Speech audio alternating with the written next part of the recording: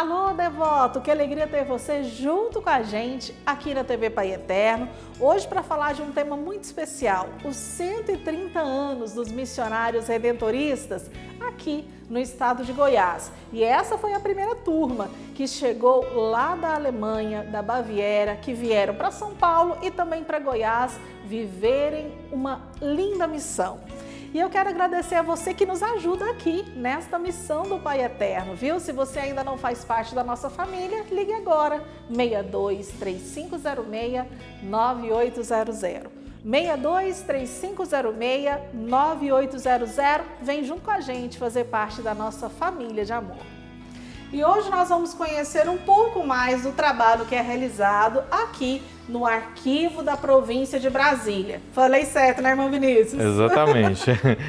Esse espaço é o espaço que a congregação cuida para manter viva a nossa memória, né? Então, toda essa parte de documentação que tem a ver com a nossa história, a missão que os redentoristas realizam, nós registramos aqui, conservamos tudo para que essa memória não se perca ao longo do tempo. E o irmão Marcos Vinícius, ele é o arquivista provincial, mas o senhor não trabalha aqui sozinho não, como que é? Não.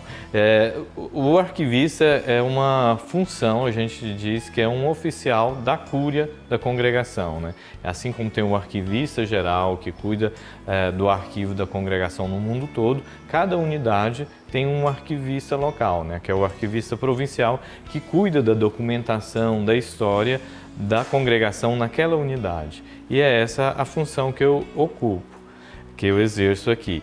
Mas, juntamente, eu não realizo tudo sozinho, nós temos dois colaboradores que trabalham aqui conosco, né?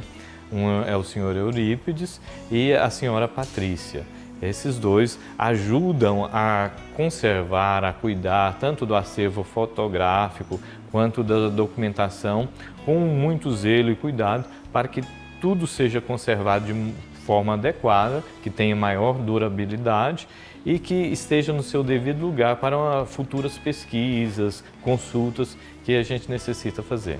Irmão, a gente vê aqui prateleiras super organizadas, tudo aqui separadinho. O que a gente pode encontrar aqui nessas prateleiras de interessante? Bem, eu acho que o mais interessante aqui nessas prateleiras estão as crônicas das comunidades. Porque o livro Crônica era onde ali cada comunidade tem o seu cronista, onde ele vai registrar o cotidiano da comunidade redentorista. Então, se você pega uma crônica, por exemplo, lá de 1895, quando os redentoristas estavam chegando aqui, quando estavam fazendo as suas primeiras atividades missionárias, seu trabalho e tudo, então você vai encontrar ali o registro do dia a dia, o que eles faziam, que hora que levantavam, que hora que rezavam, que hora que tinham suas refeições, as visitas, as pessoas importantes que passavam, se hospedavam na comunidade redentorista. Então toda a história, o cotidiano do dia a dia era registrado nessas crônicas. Então, assim, quando você pega para ler, você encontra assim, coisas muito interessantes, curiosas. Quem gosta de história, né? Ou ouvir sobre relatos, como que era a vida naquela época, é muito interessante. Irmão, e assim, lá do início, onde essas crônicas começaram a ser escritas, muitas não eram na nossa língua falada. E foi feito um trabalho de tradução para isso. Justamente.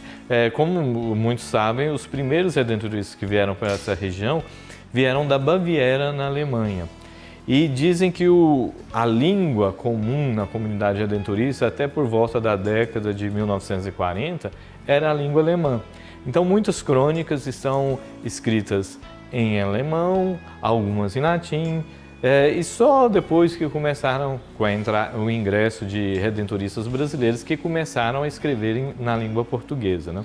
Mas todas essas primeiras crônicas passaram por um processo de tradução, de modo que nós que não lemos alemão conseguimos saber, né, o que acontecia na comunidade redentorista naquela época.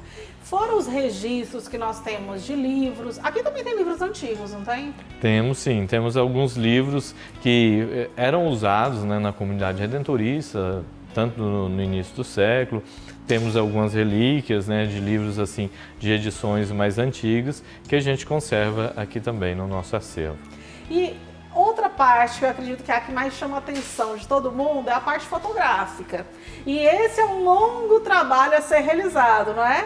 Justamente, porque além de termos as fotografias reveladas, impressas aí, a gente também tem que ter toda uma preocupação com a questão da luz, com o papel onde que é conservado, né, para evitar que não se deteriore e assim perca a qualidade da imagem, né?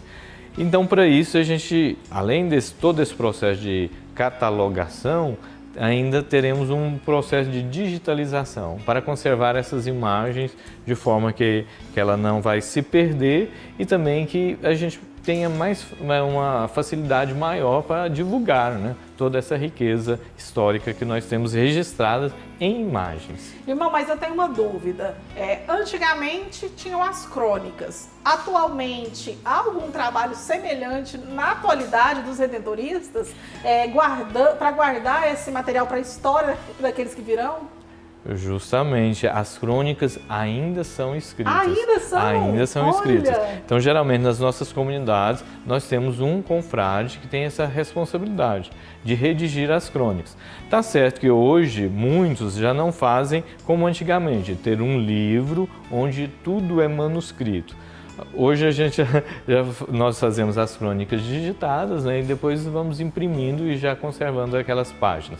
Mas a nossa história, o nosso cotidiano, o dia a dia dos redentoristas ainda é registrado. Sempre temos um confrade responsável por esse trabalho. Irmão, em relação às fotografias, hoje a gente já está assim com tudo digital. São guardadas, arquivadas da mesma maneira fotos da comunidade redentorista? Exatamente, só porque nós já não temos aquele arquivo imaterial, né, as fotos impressas, mas tudo digitalmente é conservado de uma forma, com uma classificação mais clara, né, que a gente tenha a facilidade de ter acesso àquilo e saber do que se trata, onde aconteceu, mas tudo isso é conservado. A gente tem essa preocupação de conservar a memória aí da nossa missão. Gente, precisa ser tudo muito bem organizado. Inclusive, o irmão estava falando assim, não vamos mostrar essas caixas que chegaram aqui não. Mas é o trabalho que chegou, né, irmão? Conta dessas caixas aí que chegaram de longe. É porque a província de Brasília, como muitos de vocês já sabem, ela é formada por 3 unidades, que era a vice-província de Fortaleza, a vice-província de Recife e a província de Goiás. Então nós estamos num trabalho de unificação dos 3 arquivos, porque cada unidade tinha o seu arquivo próprio, né?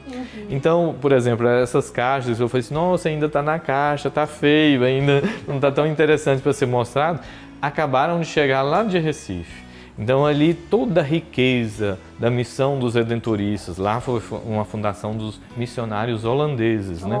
Então todo o trabalho que eles tiveram na região de Garanhuns, de Campina Grande e também na cidade de Recife, toda essa documentação acabou de chegar. Vai passar por um processo de classificação, de limpeza e colocaremos assim, em pastas adequadas para conservar a memória, né? Então tem muita riqueza ali dentro daquelas caixas, riqueza histórica, riqueza espiritual, que nós vamos nos dedicar ali com todo carinho para deixar organizado, principalmente para quem quiser pesquisar, né? Conhecer sobre a missão dos redentoristas. Irmão, para a gente encerrar, assim, como que é fazer parte assim, desse trabalho tão importante, que é um trabalho de manter vivo na memória a história dos redentoristas aqui no Brasil, das comunidades. Como que é para o senhor diante da sua vocação? Bem, eu digo que antes de tudo é uma grande honra, porque a gente lida com todo um patrimônio histórico que foi construído ao longo de anos e anos de dedicação missionária.